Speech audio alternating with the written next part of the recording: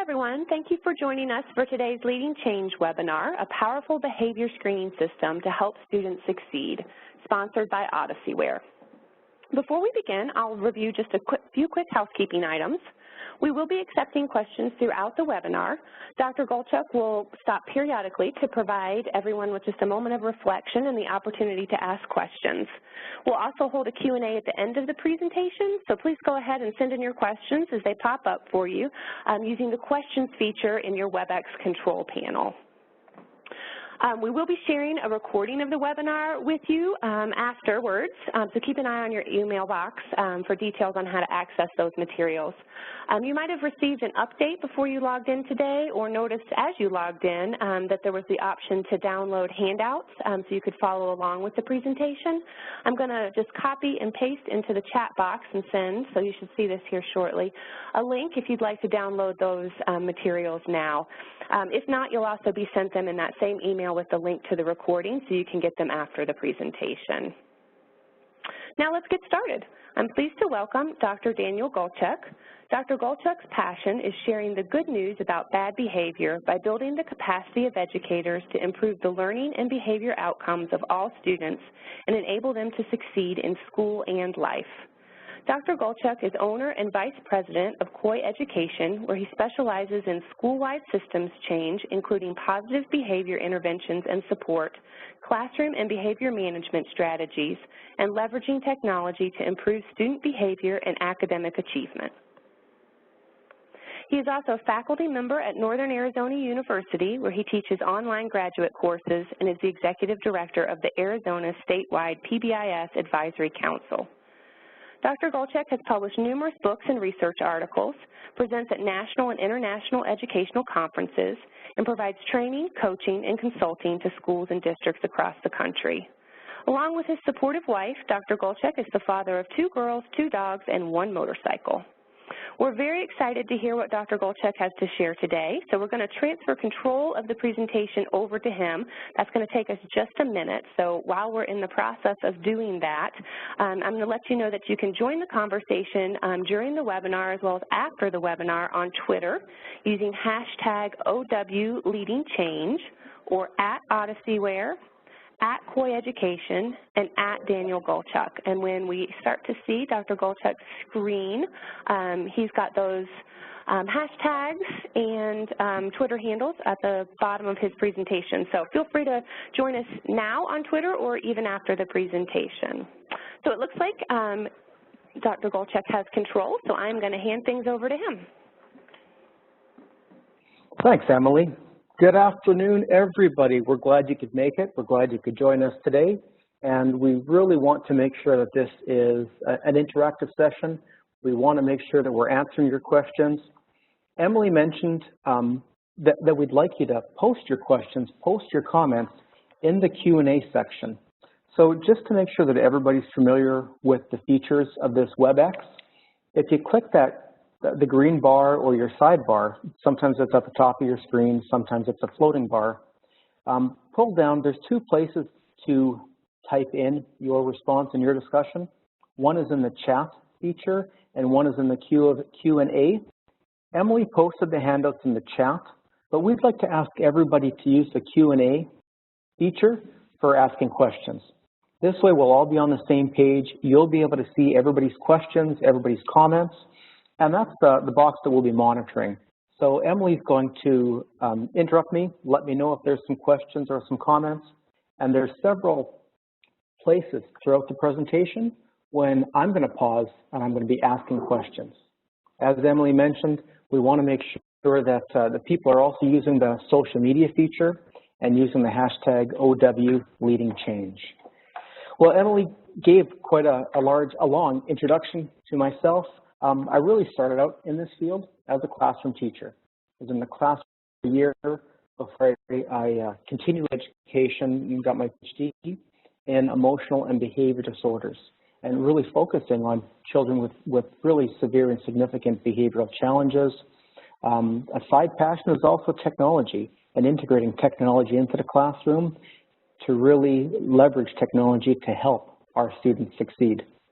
As Emily mentioned, I train in PBIS across the nation and in Australia as well. We work with a number of schools in Australia, and I also currently direct our statewide PBIS AZ Advisory Committee, and that's a committee of 30 different organizations, and we're all getting together to share information and really build capacity for state.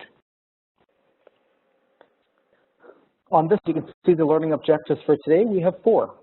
One is to identify the purpose of behavior screeners, talk about what they're for, why we want to use them, but then we're going to really dig in and drill down, and I'm going to teach you how to use one tool. We're going to end this presentation by talking about the importance of matching the correct intervention to the correct behavior, because if we don't really match up those interventions to the behavior, we're just not doing our children justice, and we're not giving them all that we can. So we're going to talk about how we can match that and get the best match, the best fit, to help the student get the best benefit. And finally, we're going to talk about monitoring our intervention to make sure that we're getting the outcomes that we desire.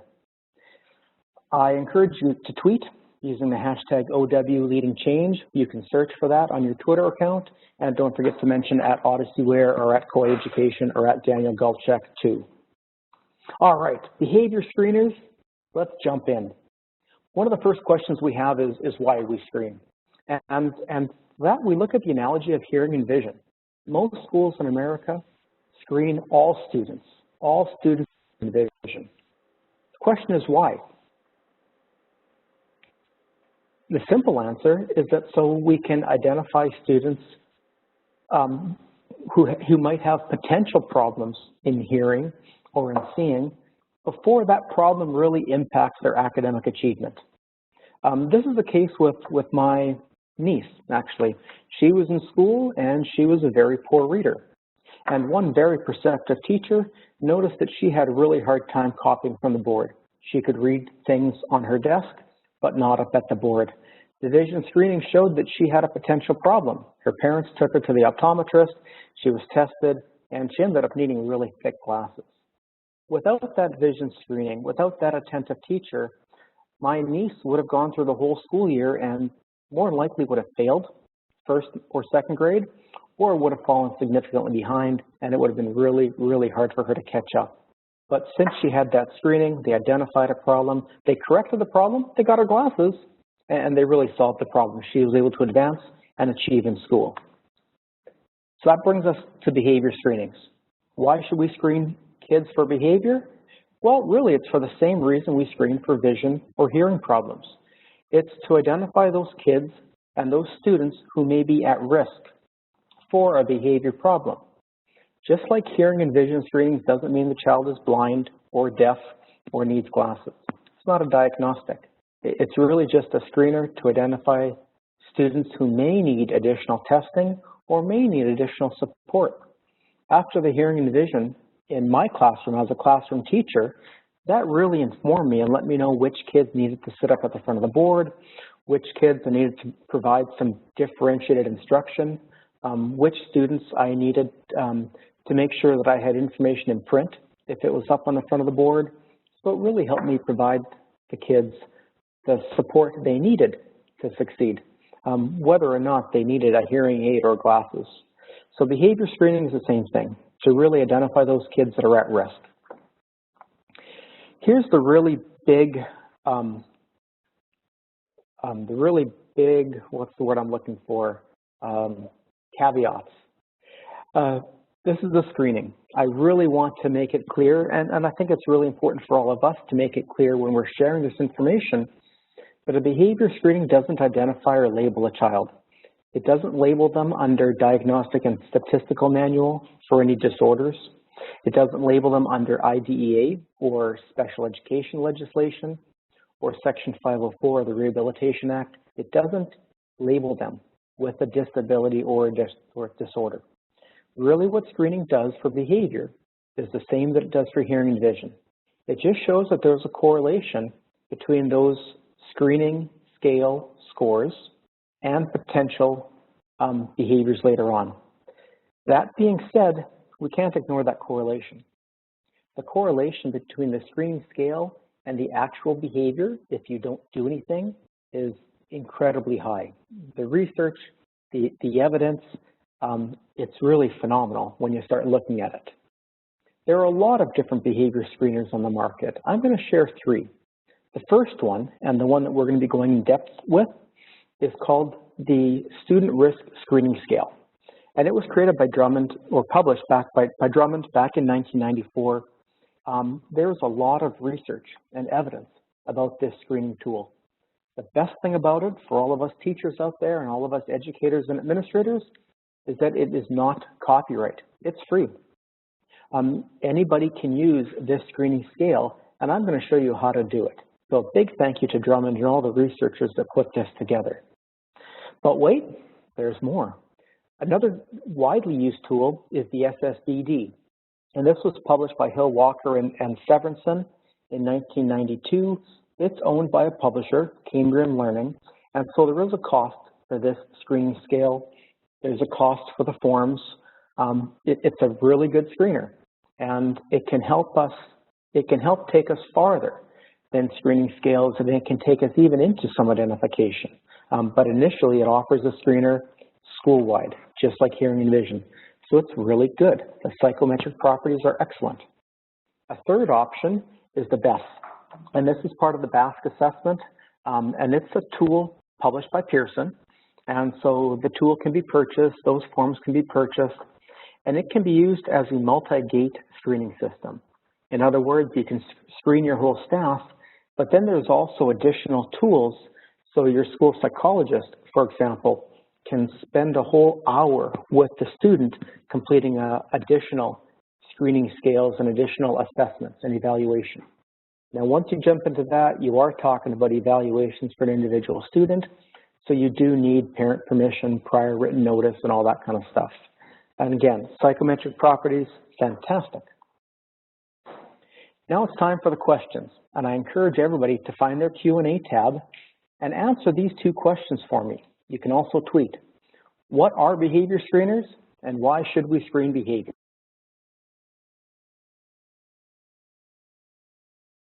Your comprehension and understanding.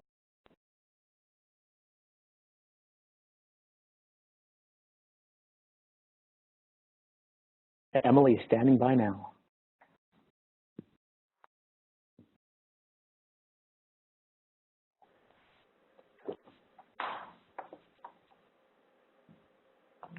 Emily, do we have any questions or comments? I'd really like to hear from you folks. Yeah, let's see. So it does look like we've got, do we need parent permission to screen? Great question. So you do not need parent permission to screen if you're screening the whole school, just like you do for hearing and vision. If it's a whole school activity, you don't need parent permission. If you're going to take that screener and do additional evaluations on an individual or just on a few children, yes, you do need permission to do additional evaluation. But screening, it's whole school, just like hearing and vision, no permission is necessary. Okay, and folks wanted a little bit of direction and advice on what they need to tell parents about screening. Perfect. That's a great question, and I'm going to be answering that question a little bit later on in the presentation. I think that the main idea that we want to get across to parents is that behavior screening is just like hearing and vision. It just lets us know which kids might have more of a risk for hearing and vision problems or more of a risk for behavior problems. It doesn't diagnose, it doesn't label, it doesn't put them into special ed or behavior health or anything. It does not label kids, and that's really important to get across. Yes, definitely. I'm sure lots of parents, that's their first concern. And we do have a couple other questions coming in. What are some examples of questions that the screenings ask? That's a fantastic question, Emily, and I'm going to be answering that in the very next section. So I'm going to have to stand by for that one. And this one is there one more that I can answer? Yes. Do we tell kids how they're scored? That's a really good question. Typically, we do not tell the students what they scored or what their score is, but we definitely share that information with the teacher so that they can provide the students the support they need. And we're going to be getting into that. I'm going to show you how to do the screening scale, how to record it, how to evaluate it, as well as how to analyze and what to do next. Great. It looks so like let's go ahead and jump in. Perfect. Thank you, Emily. Let's go ahead and jump in to this SRSS, which is the Student Risk Screening Scale. So I want to share information about three things. Let's talk about the benefits. Let's talk about the instructions. So I'm going to show you what it looks like. And then we're going to talk about how you can enter data, sort data, organize data, and analyze the results of the SRSS in that order.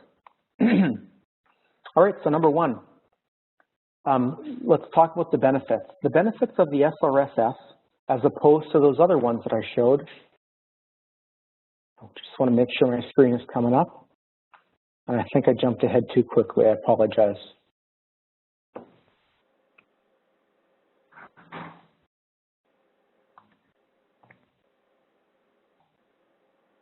All right, so one of the benefits is that there's no cost for the SRSS. It's not copyright, it's on a simple spreadsheet, and I'll give you the URL where you can download this because we've created this spreadsheet and populated it for you.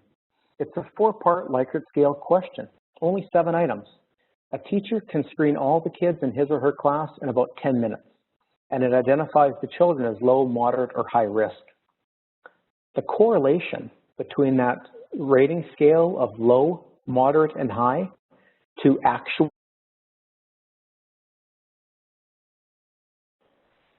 average course, it's incredibly linear. It picks up about 95% of those students with externalizing behavior disorders. These are your squeaky wheels. These are the kids that are talking out, acting out. You know these kids, and they're the first child's name that you learn in your classroom. It also does a very good job of picking up those kids with internalizing behaviors. What I mean by internalizing behaviors are behaviors such as anxiety, depression, and withdrawal. These kids aren't the squeaky wheels, but they're not thriving. So it can help us identify both types of behaviors. And again, there's been really dozens and dozens of studies across the nation about using this scale and then actually looking at actual student results at the end of the year. And they correlate, they look at that match. And the match between these 7 little items and student behavior, it's just incredible. It really is a fantastic predictor. And the reason why we want to predict those kids with behavior problems is so that we can get them the supports early and to fail. Looking at right now is the SRSS teacher instructions.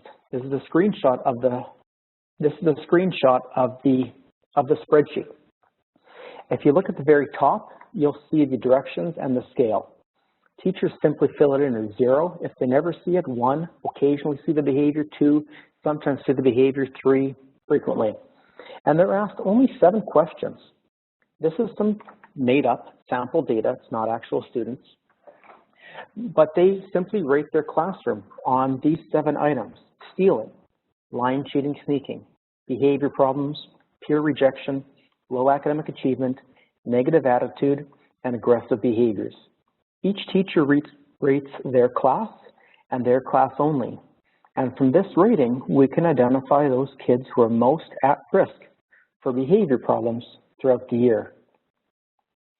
So I want you to think about that for a second, because I know that there's a lot of people that have questions and probably some critiques about this system.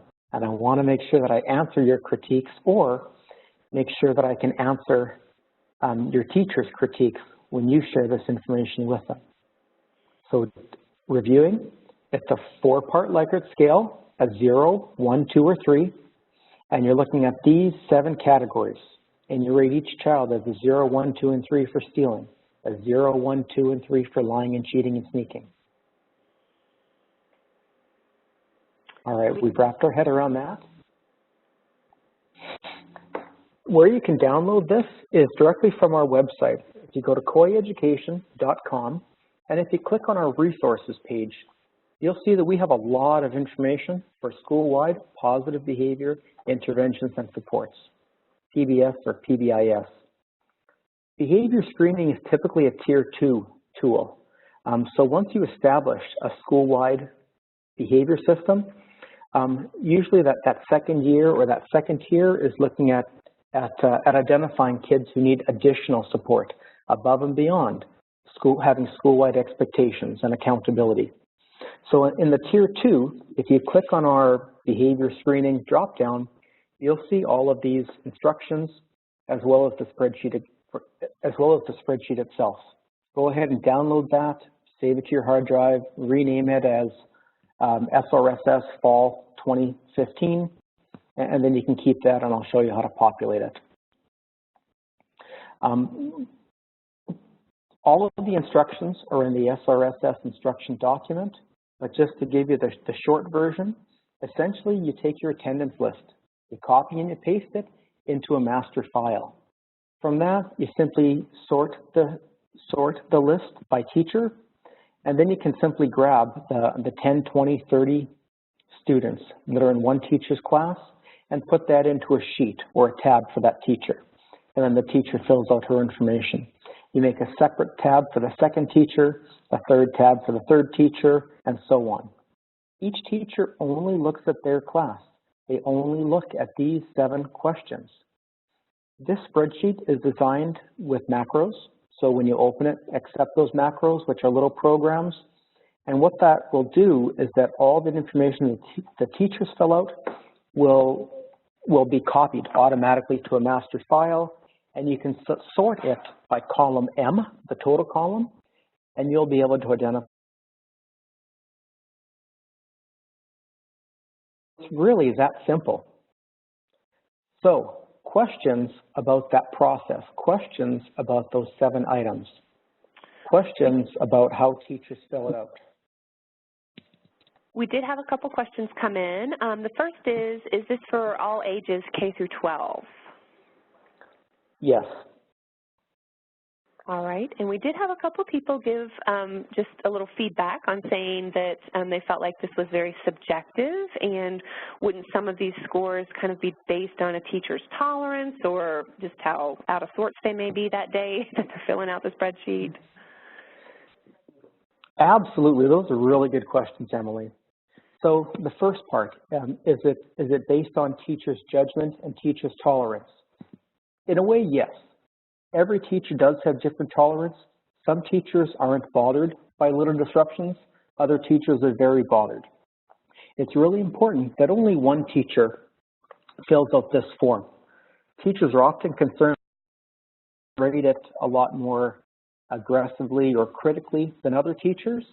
My answer to that is that number 1, this tool and these 7 items have been tested with hundreds and thousands of teachers and students across the nation, and the researchers have identified that these 7 behaviors have the highest correlation towards actual at-risk behaviors. So in a way, we're asking you to trust the research and trust the tool, that this will really identify those kids and that it does work every time across teachers. The second thing that I want you to keep in mind is that it's not going to be your only way to identify students with behavior problems. A screening scale is going to add more information. It's very predictive, but you also have incident reports and office referrals. You also have teachers self-identifying students. You also have teachers.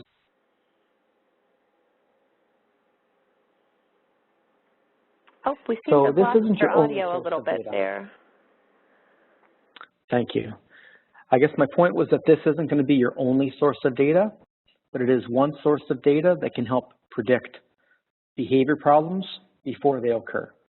But you're going to use it in conjunction with other data sources like office referrals and incident reports. Is that better?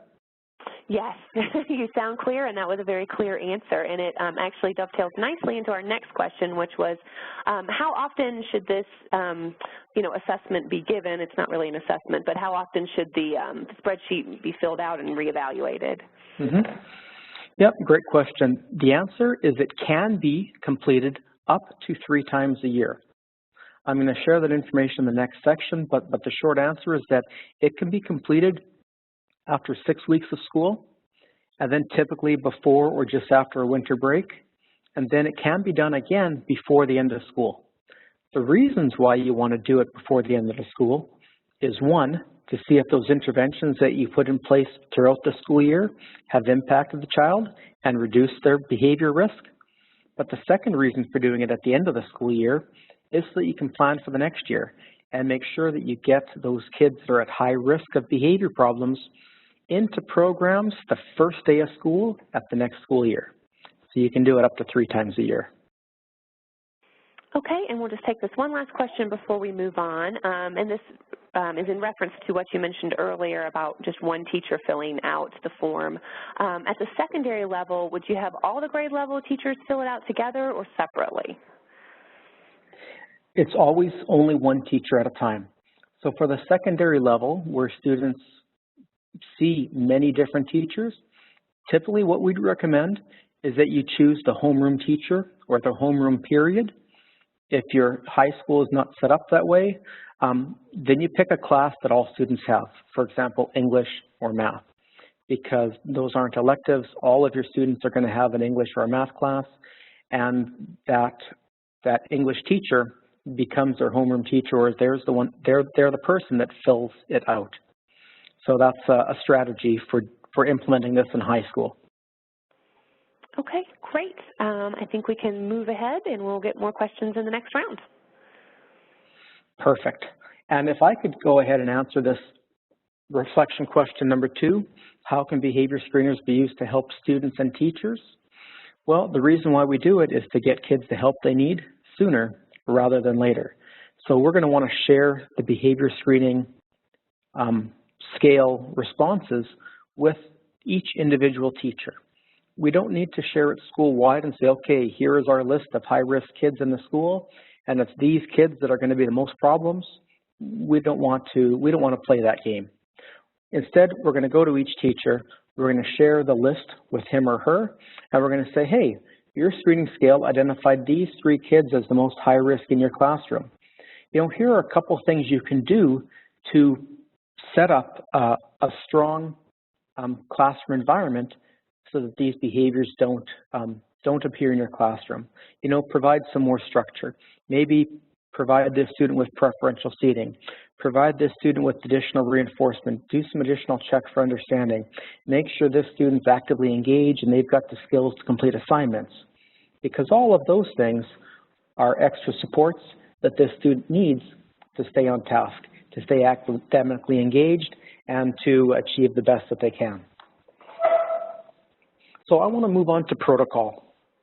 And there's 3 things I want to talk about. One is your team, because this isn't implemented by one individual. It's really a team-based approach. We want to talk about teachers and we want to talk about calendars. So it's a team-based approach. Your school-wide PBIS team or your school-wide behavior support team should be preparing this tool. I'm going to refer you back to our website. Make sure that when you're downloading the spreadsheet, download the instructions. If we were in a live workshop or training, I'd go through and I'd model and show you how to do every single step. But all those steps are in the PDF, so download it and make sure that you prepare that spreadsheet and that you can send it out to the teachers to collect that information. That's the team's job. Who should administer the evaluation? Well, it's really every teacher, but only after they receive training. Yes, the directions are written at the top of every page on the spreadsheet. However, we're not going to rely on just telling teachers what to do. We're going to provide some training. We're going to provide some examples. We're going to make sure that we let them know the purpose of this tool, what it does, what it doesn't. We covered that in the very first part of the training. We're going to talk about those 7 items. Another question that I often get is that people ask is, what is the definition of lying and cheating? What is the definition of behavior problems? What is the definition of gets along or doesn't get along with peers? And the answer is that there's no set definitions for those. Each teacher answers it based on their own perception. Again, our first reaction might be that, well, every teacher's perception is different. Yes, absolutely true. But this tool has been used with thousands of teachers and hundreds of thousands of kids, and it's robust. It works. These questions predict future behavior really, really well, to a tune of 83 to 95%. As I mentioned earlier, it can be administered up to 3 times a year. Often the way I'll see schools using it is they'll administer it just one time that first year. And that's because a lot of teams are just getting used to the idea of behavior screeners, so they have to provide that training for teachers. But then once they identify kids with at-risk behaviors, some schools, it takes them a while to start matching those students with behavior programs. Some schools don't have a systematic way to match kids to specific behavior programs. I'm going to show you a way to do that and show you a way to get that started. So it can be done up to 3 times a year, but if the students aren't in programs, if they're not receiving extra support, there should be no expectation that their behavior is going to get better if we do nothing. So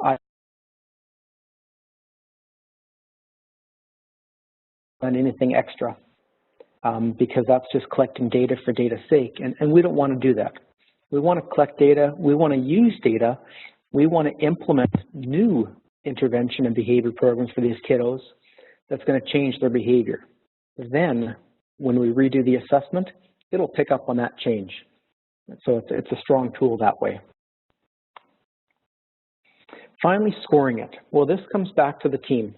The spreadsheet will automatically populate that master tab, that master sheet with all of the scores. Simply sort it. The highest score that students get is 20. And again, the instructions tell you what the difference is between a 3 and a 6 and a 9 and a 20. And those cutoff scores were established by research, and again, based on real behaviors. And so you can look at that score and identify the kids that are low, moderate, and high. And then you can talk about what you're going to do about those kids that have moderate or that are at moderate and high risk. Go back and talk to the teachers, go back and get those kids supports, go back and get them into additional behavior support programs so that they don't have to act out in order to get attention or to meet their needs.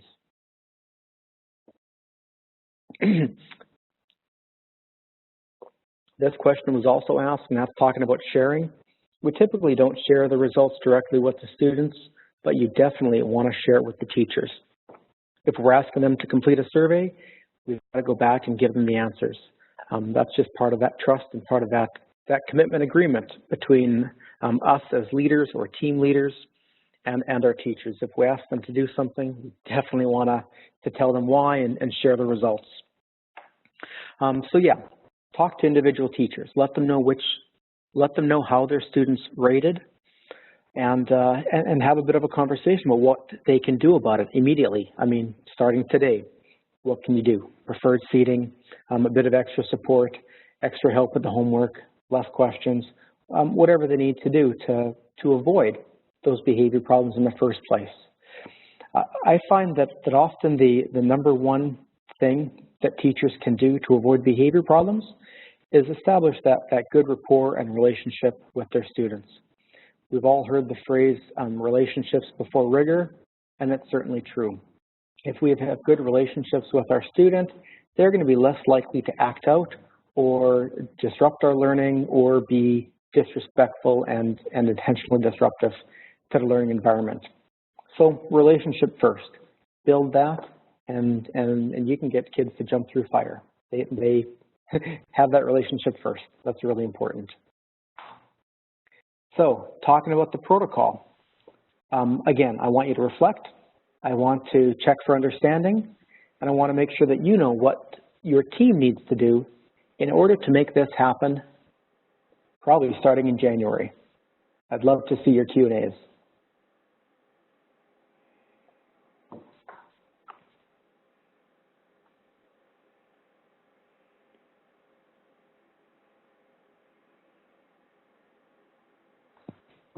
Emily, I'm hearing crickets. Do we have anything? We did just get a question pop in. We got a couple questions popping Yes. in. So the first one is, what does PBIS stand for?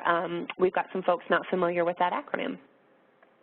That's a really great question. My apologies. PBIS stands for Positive Behavior Interventions and Supports. And PBIS isn't a framework. It's not a book. Positive Behavior Interventions and Supports is a multi-tiered system. It's a framework for providing supports to students. And a lot of people see PBIS and RTI, Response to Intervention, as a triangle with 3 different levels, a multi-tiered triangle, with the first level being something that all students receive. The second level of the triangle are targeted programs for targeted students. And the third level of the triangle are individualized interventions. So let me give you 2 quick examples. One is from academics. If we have high quality teachers, high quality instruction, we know that most of our kids are going to learn. We also know that there'll be some kids that need additional support. Maybe they'll need a small group reading club. Maybe they're going to need to be in the after school math club. That's tier 2, targeted programs, targeted kids. Some of those kiddos may need individual attention. So even if they're getting great instruction in reading, plus they're part of a small reading group, some kids are going to need that one-on-one reading tutoring. That's a multi-tiered approach in academics.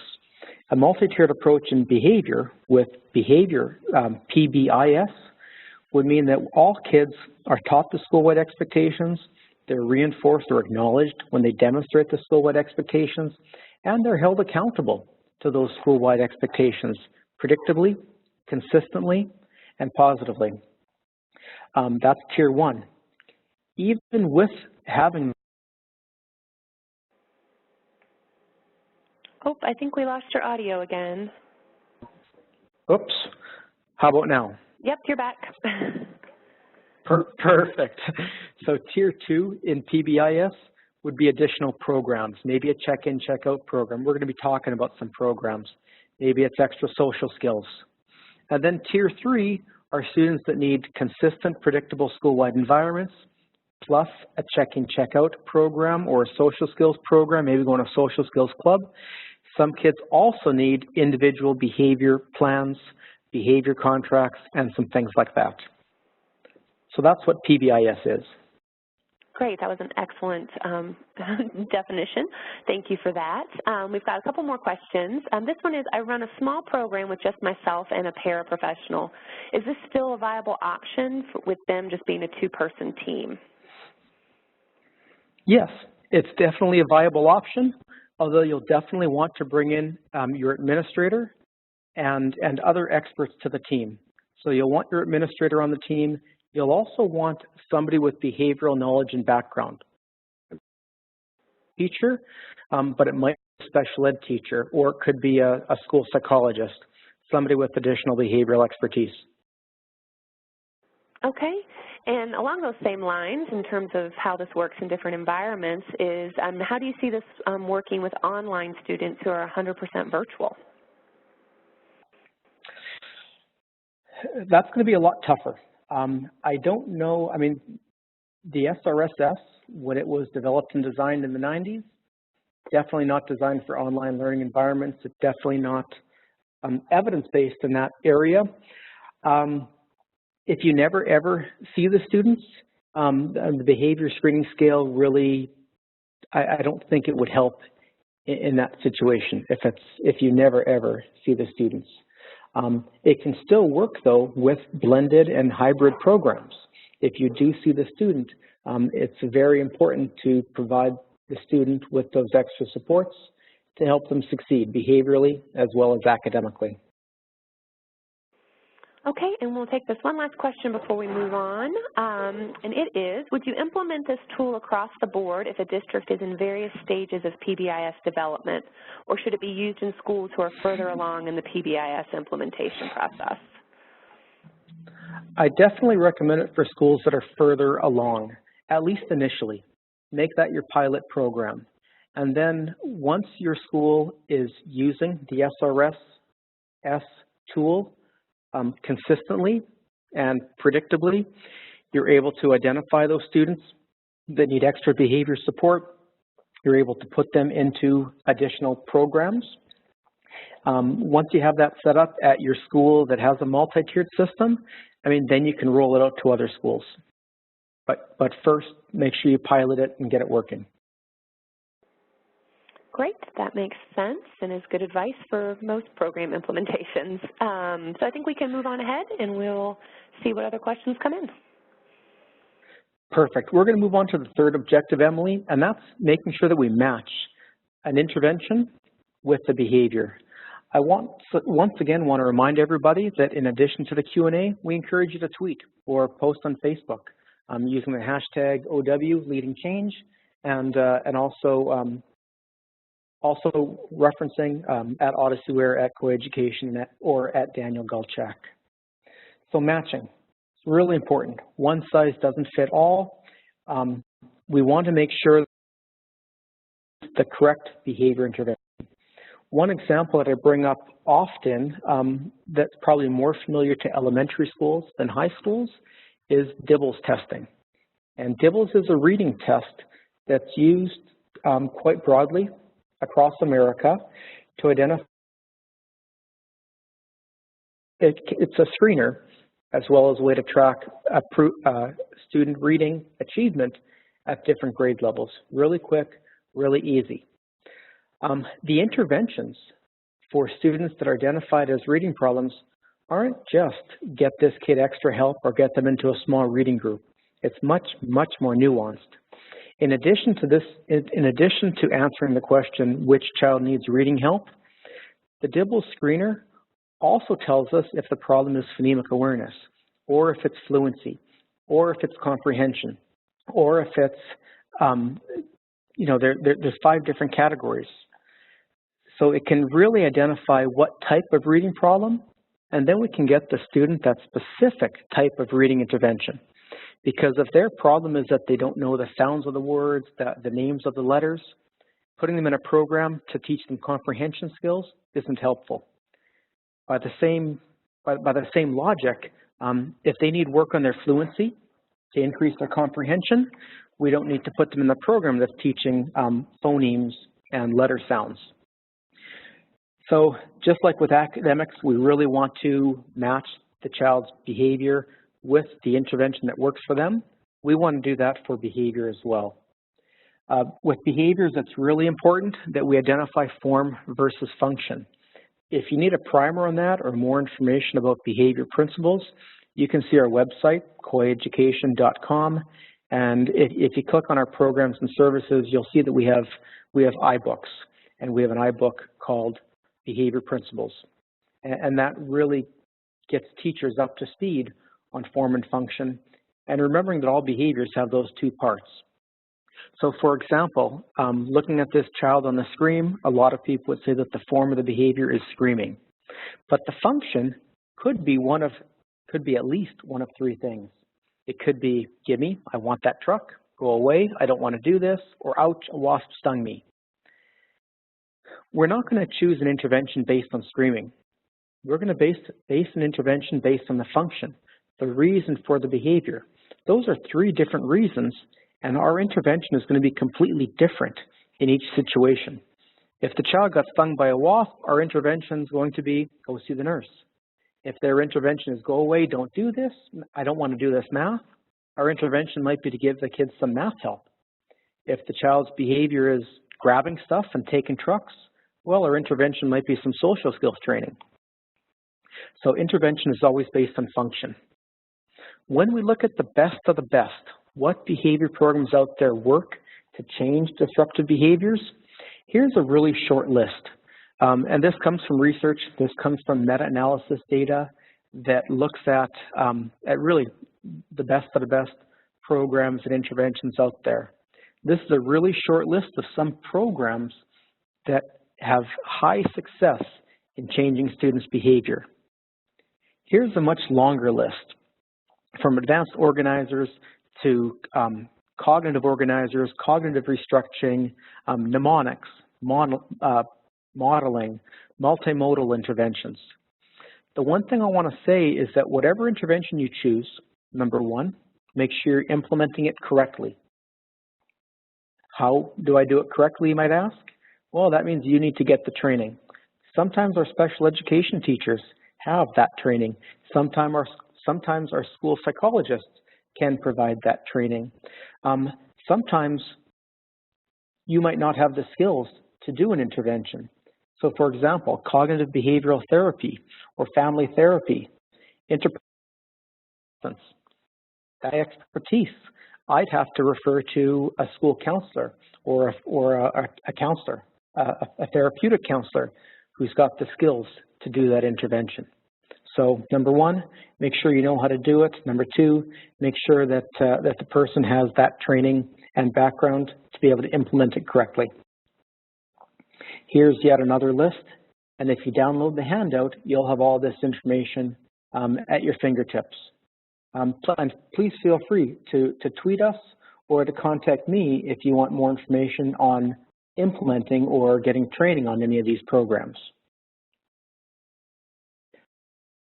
Finally, once you have a lot of programs under your belt or in your toolbox, what we want to do is complete an intervention matrix.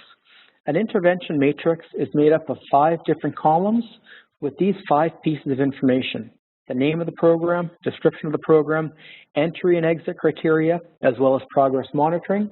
Let me show you an example of what that looks like.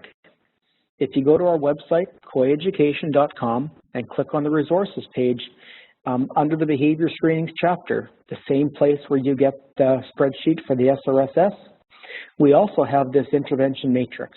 And so you can download it. It includes the example as well as a blank template. Let's take a look at this. Check-in, check-out is an evidence-based program. This school provided a description. They talk about how kids get into the program. Bottom line, nobody, no school in America or in the world really has unlimited capacity. You don't have unlimited people, you don't have unlimited time, unlimited money, which means that if you only have one person doing a program, maybe they can only manage, 5, 10, 15 students at a time. Your school might be large. You might have 20, 30, 40 kids that could benefit from check-in, check-out. So we have to identify which kids are the priority. So in this case, they've identified that the student has to be getting C's for social skills, bottom 1/5 percentile of their classroom. The SRSS shows them to be moderate or high risk, and they've got over 3 referrals. We also talk about how we're going to monitor it, and that's with the daily progress report. And finally, exit criteria. We want to set that criteria so that not only are we getting kids into the program, but we can also monitor if the program is working and getting them out. I want to draw your eye specifically to the description under check-in, check-out. I want you to note that for this program, they not only tell you what it's for and what it does, but they also tell you who it's not for. Check-in, check-out is not for students with dangerous behaviors. It's not for kids with the highest risk behaviors. And again, having that training and knowledge about check-in, check-out, you'd know that it's not for those kids that have escape avoidance behaviors. So again, we want to put that information in. It helps your team decide what programs to get the kids into. Social skills, Too Good for Drugs and Violence, that's an evidence-based high school program. Your school is going to have a lot of programs. And this is really your restaurant menu of what you have and which kids qualify for it. So it's an excellent tool that all schools should have so that you can get all of your teachers, all of your specialists on the same page. So you can really pick and choose and make sure that you're matching the correct intervention to the type of behavior and the type of support that the child needs. If this was a live workshop, what we do is we'd go ahead and brainstorm and just make a list of all the Tier 2 interventions currently at our school. Those Tier 2 interventions can be behavioral, like I have on my list, but they could also be academic. It's important to list those on your matrix as well, because a lot of reasons for behavior problems sometimes stem from academics. If a child can't read or is struggling, they're more likely to act out or be academically disengaged during the reading program. So they need some help in reading as well as the social skills. Questions 4 and 5 that I want to ask is the value of the intervention matrix, and maybe shout out some Tier 2 intervention programs that you currently use. We'll give folks just a minute to put those into the Q&A. We did have a couple questions come in while we're waiting for some responses to come in. And someone just wanted a little clarification that when you use the term function, that really means what's the root cause of the behavior. Is that correct? And do you want to expand on that? Yes, that's a good way to look at it. Function is the root cause or the reason. I mean, we can look at that. Function definitely has a behavior-specific definition that goes above and beyond root cause, but I think root cause is a good acronym. Okay, great. And similar about that root cause is, do you have recommendations for how you determine what the function behind a behavior is? You listed those nice three little things with the screaming boy, but it's not always that clear if the child got stung by a wasp. You are absolutely right. And so the short answer for that is that schools can complete a functional behavioral analysis. We recommend Glenn Dunlap's Prevent, Teach, Reinforce book. So if you Google it, or if you look on Amazon for Prevent, Teach, Reinforce, or Dr. Glenn Dunlap, he has a book. He's got a program that the Prevent, Teach, Reinforce method of doing an FBA is a research and evidence-based method for completing a functional behavioral analysis. An FBA, it takes about an hour or so. It's a team process, and it's a process. So it includes observing the child, collecting data, and then answering a lot of questions, and then making a decision about the function of the behavior. So it's pretty involved, which is why we want to make sure that we're doing Tier 1 interventions plus Tier 2 before we even think about customizing things for an individual student. It just takes a lot of time, and we only have so much. Yeah, indeed. Time is limited, but the value of getting at that is just immeasurable. You bet. So functional behavioral analysis is a formal intervention process. And if you want more information, please email me or tweet me, and I can share some more information. All right. Before we move on, we did get a couple shout-outs about the Tier 2 interventions that are being used in their school. We had lots of bullying prevention types of programs. Boys Town Social Skills was mentioned, CICO, and CCE. Yep, and just because we're talking in acronyms, to make sure everybody knows, CICO, Check In, Check Out, is an evidence-based program, and I mentioned that. It's on our list. CCE is Check, Connect, and Expect. And Check and Connect, as well as Check, Connect, and Expect, and Check In, Check Out are all similar types of programs, but they're different. They're individual programs. There's instructions and a process for each one. They have similarities, so you wouldn't implement a Check In, Check Out and a Check, Connect, Expect. You'd pick one. I know the program that we teach people how to use is Check In, Check Out. And again, if you want more information on that, please see our resources page. We have a whole section on Check In, Check Out, and also tweet or email me. Anything else, Emily? We had one more last shout out to the program YTry, but I think we're good to move on. Okay, yeah, and YTry is a program that's pretty widely disseminated, but I can't comment on the effectiveness. I don't know if there's research or it's an evidence-based for that program. And that's one thing that I'd caution people for as professional educators that we all are. It's really important that we're choosing programs and using treatments that have been scientifically proven to work. And that's just kind of the 21st century that we live in, and that's really important to make sure that we know that it's been tried and tested, and we have that information. Yeah, absolutely. All right, I think moving on to the last. Perfect. Moving on to the last section, we're going to be wrapping up in the next 5 minutes.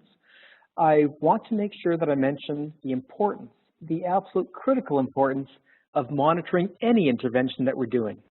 There's a lot of different ways that we can monitor behavior interventions. We can use ODR records. ODR stands for Office Discipline Referrals. And so whether you have a record system to record those minor or classroom violations that happen repeatedly, or you record when a child is sent to an office or there's a major infraction that gets recorded, we can use that data to identify those kids with repeated behavior problems. Obviously, you can use the SRSS as a screening scale and also as a way to evaluate if your programs are working. Because if you're getting kids into additional programs, you're giving them additional behavior support, their behavior should be getting better, their risk should be going down. The SRSS can tell us about that. Direct observation, the functional behavioral assessment process, and again, our resources page has we have 13 different behavior tracking tools that you can use to directly observe student behavior and collect data on the frequency, the intensity, the duration.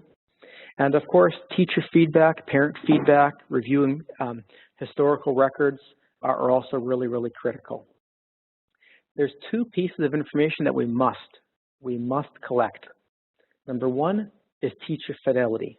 We have to make sure we're tracking the adults.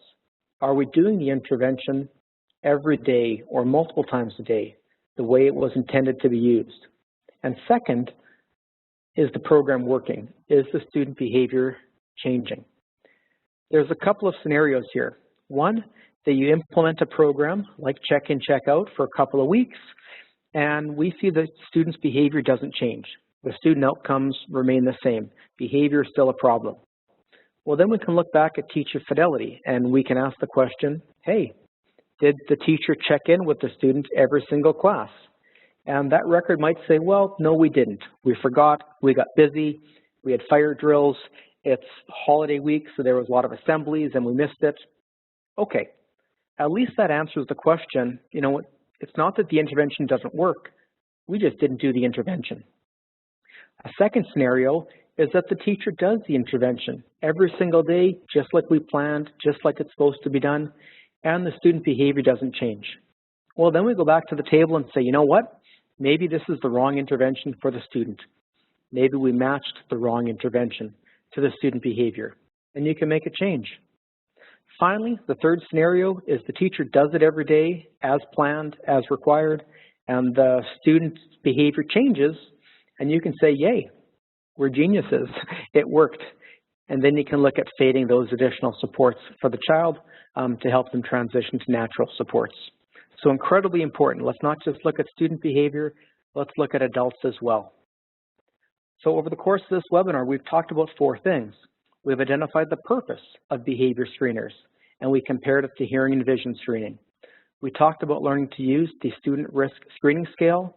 We talked about the critical importance about making sure that we're matching the intervention to the student's specific behavior. And then we talked about monitoring intervention effectiveness at least 2 ways. That's all I have for today. The next part is up to you, and it's time for you to action plan, decide how you're going to share this information,